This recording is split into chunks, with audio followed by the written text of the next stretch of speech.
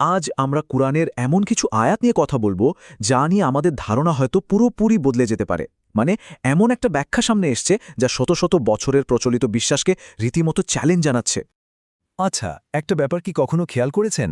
কোরআনে হজের সময়কার কিছু প্রথার কথা বলা আছে, যেমন কোরবানির জন্য বিশেষ মালা পরানো পশুর কথা। কিন্তু আজকাল কি আমরা এই জিনিসটা দেখি? এই পশুগুলো গেল কোথায়? শুধু তাই না, আরেকটা কথাও বলা আছে যে সারা বিশ্ব থেকেই নাকি কোরবানির পশু মক্কায় পাঠানো হতো। আচ্ছা, বাস্তবে কি এমনটা হয়? হয় না, তাই না? তো এই যে ফারাক, মানে বইয়ের কথার সাথে বাস্তবের অমিল, এখান থেকেই কিন্তু আজকের আলোচনার শুরু। এই অসামঞ্জস্যগুলোই আমাদের ভাবতে বাধ্য করে যে আমরা কি কিছু একটা মিস করছি। হতে পারে এই আয়াতগুলোর আসল মানেটা আমরা বুঝতেই পারিনি। হয়তো এর গভীরে একেবারে অন্যরকম একটা বার্তা লুকিয়ে আছে।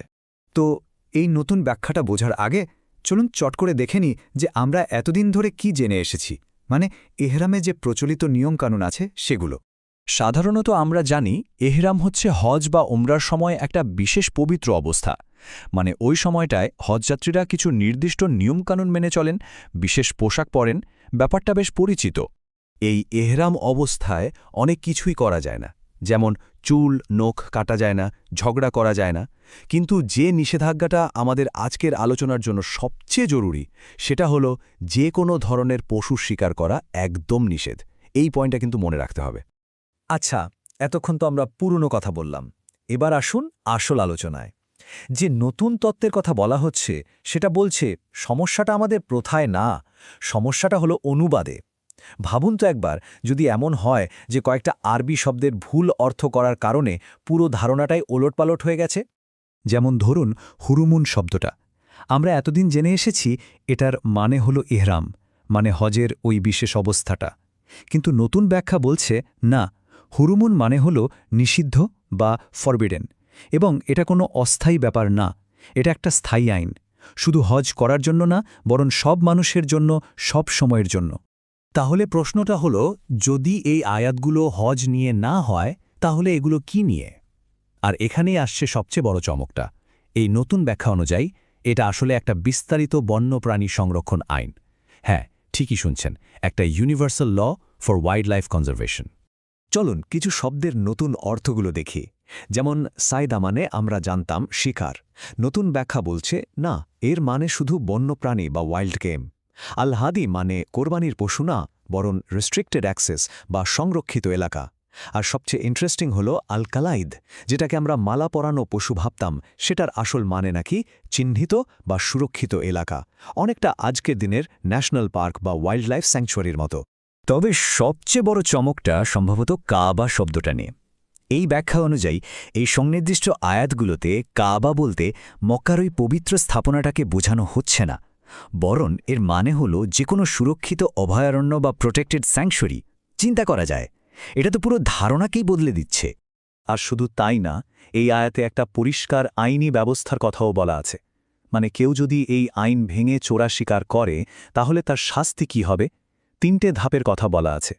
প্রথমত, ক্ষতিপূরণ হিসেবে সমমূল্যের গৃহপালিত পশু দিতে হবে, সেটা না পারলে জরিমানা দিতে হবে, আর সেটাও যদি না পারে তাহলে হবে কারাদণ্ড।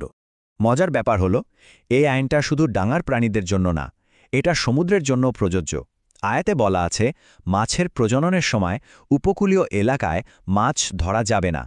এটা শুনে কি আজকের দিনের ফিশিং সিজন বা মাছ ধরার উপর নিষেধাজ্ঞার কথা মনে পড়ছে না?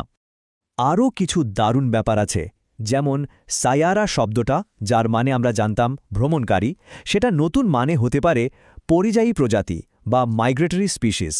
আর শাহরাল হারাম বা পবিত্র মাস, সেটার মানে হতে পারে প্রাণীদের প্রজনন মৌসুম বা ব্রিডিং সিজন, যখন তাদের বিরক্ত করা হারাম বা নিষিদ্ধ। চিন্তা করে দেখুন, পুরো ছবিটাই কিন্তু পাল্টে যাচ্ছে।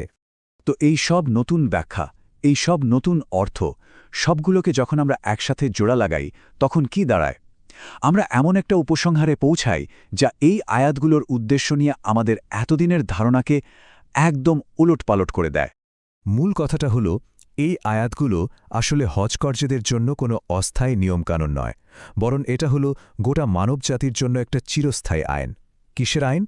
পরিবেশ আর জীববৈচিত্র্য রক্ষার আইন। মানে এক কথায় বলতে গেলে এটা কোনো ধর্মীয় আচার অনুষ্ঠানের বিষয় না, এটা রীতিমতো একটা ডিভাইন এনভায়রনমেন্টাল চার্টার। এটাতে স্থল ও সাগরের প্রাণীদের রক্ষার কথা আছে, সুরক্ষিত এলাকা তৈরির কথা আছে, এমনকি আইন ভাঙলে শাস্তির কথাও বলা আছে।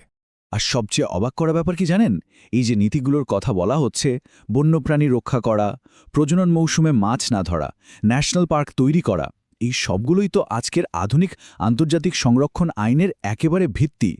ব্যাপারটা এমন যে এই আইনগুলো হয়তো সারা পৃথিবীতে চালু আছে, কিন্তু এর পেছনের এই কুরানিক উৎসটা হয়তো আমাদের চোখেই পড়েনি। এই পুরো আলোচনাটা আমাদের একটা গভীর প্রশ্নের মুখে দাঁড় করিয়ে দেয়। প্রাচীন ধর্মগ্রন্থগুলোর ভেতরে কি এভাবেই আধুনিক জ্ঞানের কোনো নীলনকশা লুকিয়ে থাকতে পারে? যদি উত্তরটা হ্যাঁ হয়, তাহলে ভাবুন তো আরও কত অজানা জ্ঞান হয়তো আমাদের বোঝার অপেক্ষায় রয়েছে। এটা কিন্তু ভাবার মতো একটা বিষয়।